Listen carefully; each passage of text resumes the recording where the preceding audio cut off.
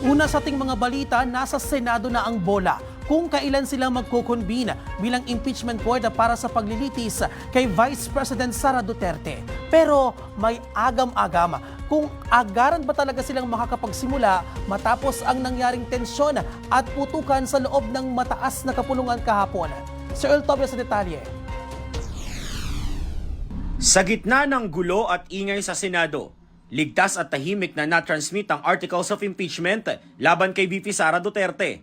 Ang tanong, makakaapekto ba ang gulo sa pag-convene ng Senado bilang impeachment court?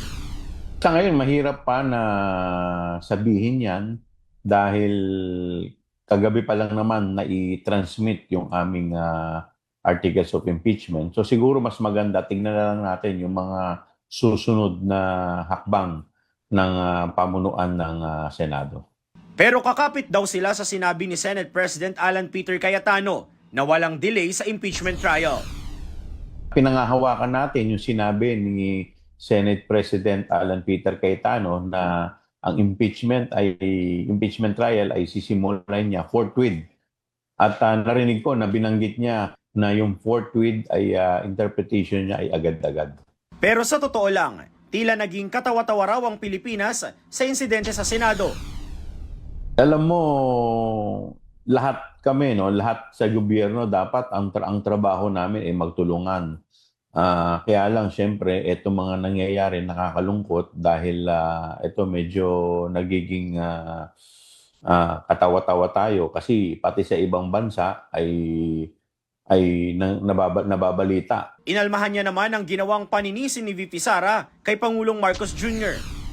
Ever since naman, hindi naman nakakapagtaka dahil nagkaroon naman po siya ng grave threat. Pinagbantaan na rin niya si BBM. So ano pa ba nga asahan natin?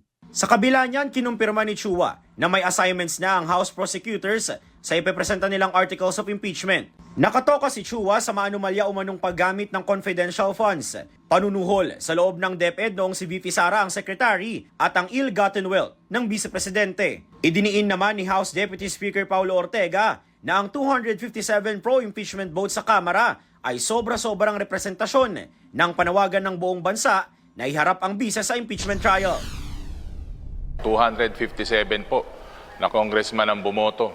93% po sa Luzon, 87% po sa Visayas, 77% po ang bumoto galing po sa Mindanao. Mukhang kanyon na po yung pasabog ng ebidensya at kitang-kita po yan ng mga mambabatas at kitang-kita po yan ng mga taong bayan. Nagpasalamat naman si House Secretary General Sheloy Garafil sa kanilang counterpart sa Senado na tumulong sa secured na pagpapadala ng Articles of Impeachment.